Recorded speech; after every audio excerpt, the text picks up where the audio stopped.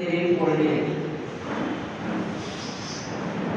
Doctor அவர்கள் நான் 1988 மூவை அரசு மேல்நிலைப் பள்ளியில் பணியாற்றும் பொழுது பார்த்திருக்கிறேன். அப்பொழுது மிரப்பான வீசையுடன் வீறு நடையோடு பெரிய வண்டியில் செல்வார். நான் இவர் யார் என்று கேட்டேன். அப்ப ஆசிரியர்கள் கூறுவார்கள், இவர்தான் சேது டாக்டர் என்று கூறுவார்கள்.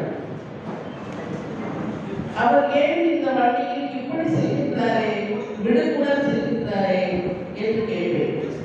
அப்பொழுது ஆசிரியர்களும் மாணவர்களும் சொல்றார்கள்,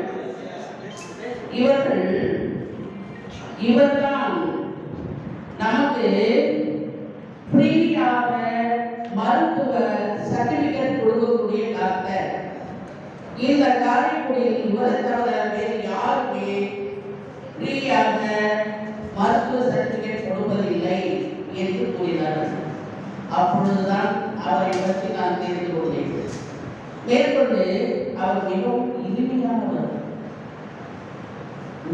இனிமையானவர், அழகாக பேசுவார். எல்லாரையும் கவர்ந்து பேசக்கூடிய ஆற்றல் உள்ளவர். எல்லாரும் சிறுவர் முதல் வயதானவர் வரை அனைவரையும் கவர்ந்து பேசக்கூடிய ஆற்றல் பெற்றவர். நன்றாக பேசுவார். இனிமையானவர், உண்மையானவர், நேர்மையானவர். அதுதான் மிகவும் முக்கியம். நம் மனிதர்களுக்கு, நம் சொந்தங்களுக்கு நாம் சொல்ல வேண்டியது முதற்கடமை. உண்மை, நேர்மை, இவைதான் முக்கியம். அடுத்து அவருடைய எண்ணத்தில் கடமை, கண்ணியம், கட்டுப்பாடு என்ற ஒன்றை வைத்திருந்தார். அவர் எல்லாவற்றிலும் செய்யக்கூடிய செயல்கள் அனைத்திலும் உண்மையும் நேர்மையும் இருந்தது, கடமையும் கண்ணியமும் கட்டுப்பாடும் இருந்தது. அதனால் நம் சொந்தங்கள் அனைவரையும் ஒன்றுபடுத்தி இந்த அளவிற்கு கொண்டு வந்து நம்மை இந்த காரைக்குடியில் தலைமையில் செய்துள்ளார்.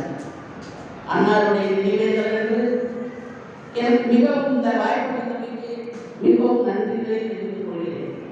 அவருடைய புகழானது வையத்தூர் வாழ்வாங்கு வாழ்வரின் தெய்வத்தில் வைக்கப்படும் என்ற வள்ளுவரின் வாக்குகின்றன. இந்த வையகம் உள்ளவரை, இந்த காரைக்குடியில் நம் மக்கள் உள்ளவரை அவருடைய புகழ் எழுதிக்க வேண்டும் என்று கேட்டுக்கொண்டு நன்றி.